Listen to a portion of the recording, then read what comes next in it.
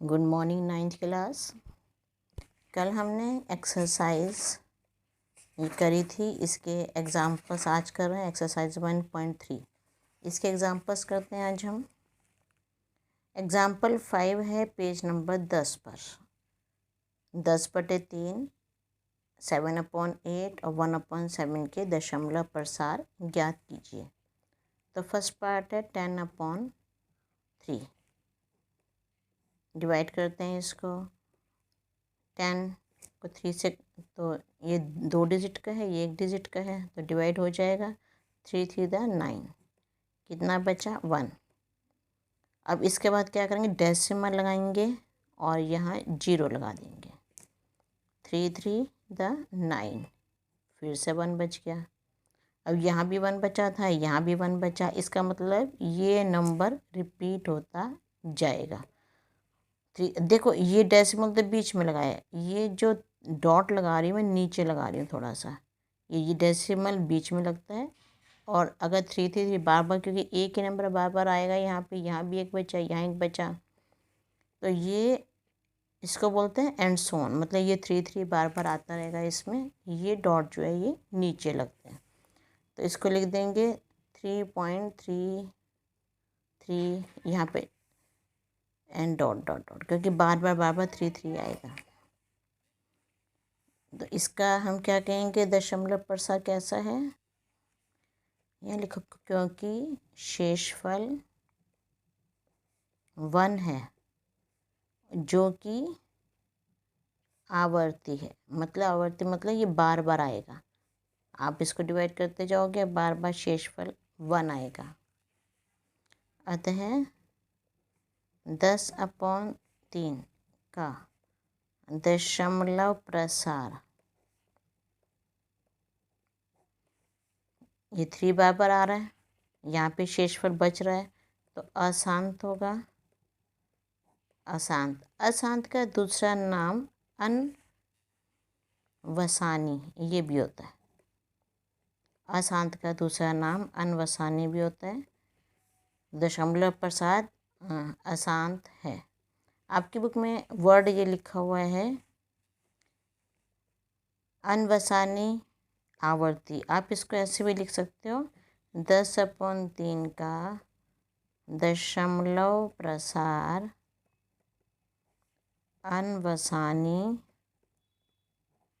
आवर्ती है। आप इसको ऐसे भी लिख सकते हो कि 10/3 का दशमलव प्रसार अनवसानी। अनवसानी क्यों है? क्योंकि शेषफल कुछ बच रहा है। आवर्ती क्यों है? क्योंकि बार बार 1 ही बचेगा, इसलिए आवर्ती। तो अनवसानी आवर्ती या फिर दशमलव प्रसार अशांत है, ये लिख सकते हो। अब नेक्स्ट है 7/8। 7 को 8 से डिवाइड करना है। ये 7 जो है वो 8 से छोटा है, इसलिए यहाँ पे हम दशमलव लगा देंगे। दशमलव लगाने का मतलब हम यहाँ पे 0 लगा देंगे। अब क्या आया?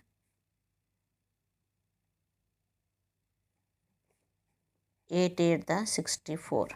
क्या बचा? 6। कोई डेसिमल लगा हुआ है, 0 अपने आप से लगा देंगे। 8 7 56।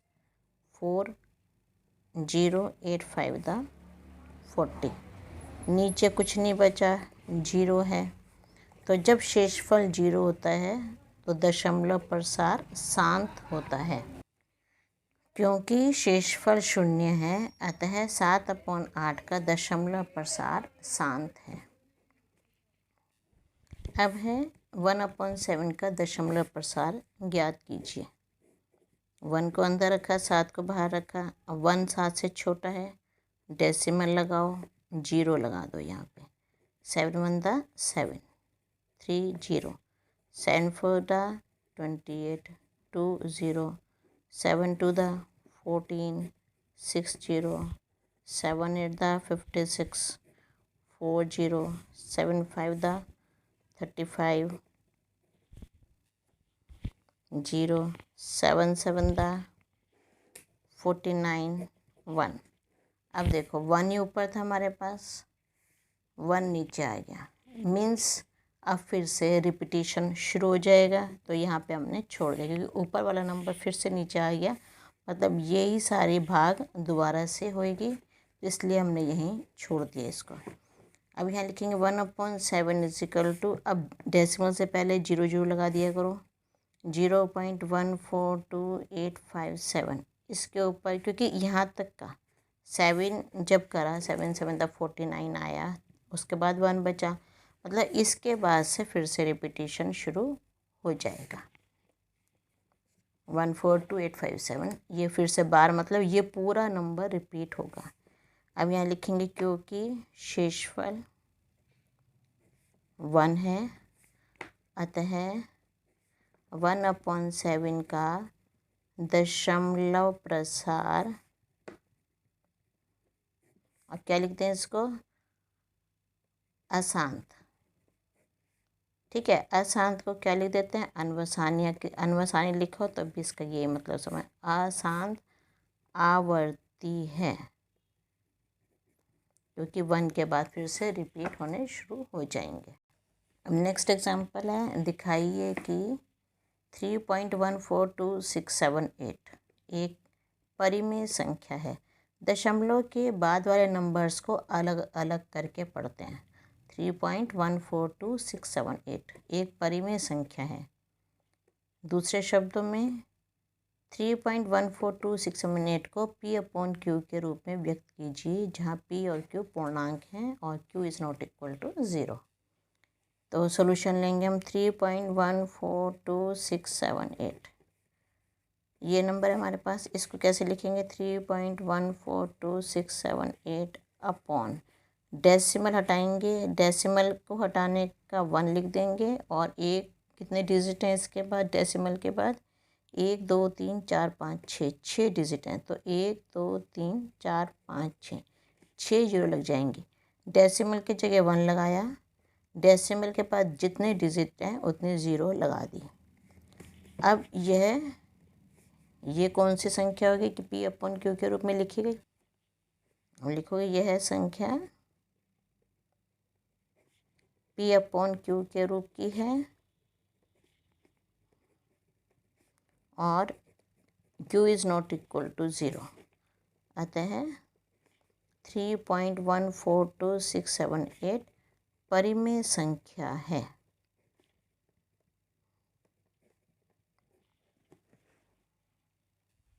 इसका सॉल्यूशन शुरू करते हैं। हमें ये दे रखा है 0.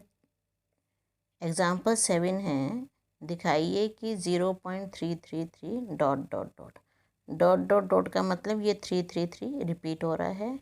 हम इसको ऐसे भी लिख सकते हैं 0.3 के ऊपर बार, मतलब 3 जो डिजिट है वो बार बार रिपीट हो रही है।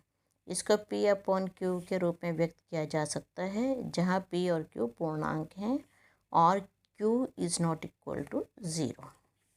तो सॉल्यूशन शुरू करते हैं इसका। हम ये मान के चलते हैं, माना ये जो हमें नंबर दिया हुआ है x इज इक्वल टू 0. मान लो ये 3 बार हमें दे रखा है, हम लेते हैं 0.333, आगे डॉट लगा दी, यही वाला नंबर उतार लिया। 0.3 बार ये भी लिखा सकता है, तो इसलिए मैंने पहले इसको मान लिया।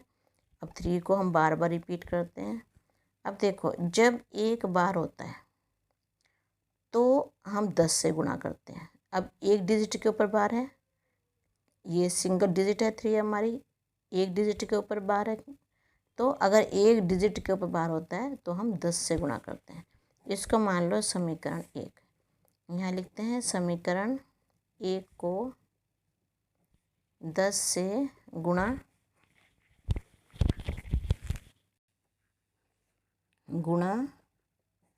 करने पर, जब हमने इसको 10 से गुणा किया तो ये तो आ गया 10x, और जब हम इसको 0.33 को गुणा किया 10 से, तो ये डेसिमल एक डिजिट आगे चला जाएगा।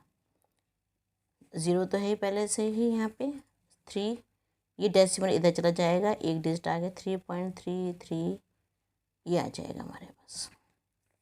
ये हो गई समीकरण 2। अब समीकरण 2 को में से समीकरण 2 में से समीकरण 1 को घटाने पर, तो पहले समीकरण 2 लिख लेते हैं ऊपर। ज़ीरो, इस वाले ज़ीरो का कोई वो नहीं होता, ये ज़ीरो बेकार होती है, तो 3.33 आ गया। ये 3 डॉट, देखो डेसिमल बीच में लगता है, ये डॉट नीचे लगते हैं। ये हो गया x, ये तो समीकरण 2 है। x इजिकल टू 0.33, ये समीकरण 1 हो गया। हम इसमें से इसको घटा रहे हैं, माइनस करा, 10 x में से एक x गया तो आया 9x, और 3.33, ये 333 यहाँ भी है, 3 यहाँ, तो ये 2, तो 3 में से 0 गया, 3 बचेगा यहाँ पे, तो ये सारे 0 बन जाएगा। 3 में से 3 गया 0, 3 में से 3 गया 0, ये सब 0 देखो 3 में से 3 गया 0, इस 3 में से 3 गया 0, डॉट डॉट डॉट, तो क्या आया, ये तो 0 बेकार हो गई। तो 3 के इक्वल, डेसिमल के बाद वाली 0 बेकार होती हैं। x हो गया 3/9 या 1/3, x की वैल्यू हो गई 1/3। तो हमें ये पूछा गया था कि इस डेसिमल को p/q के रूप में व्यक्त करके दिखाइए, ये कहा था। तो हमने इसको p/q के रूप में व्यक्त कर दिया। भाई तो ये है p/q के रूप का है, और q not equal to 0। Example 7 important question है, ये अच्छे से इसकी प्रैक्टिस कीजिएगा। Okay, thank you.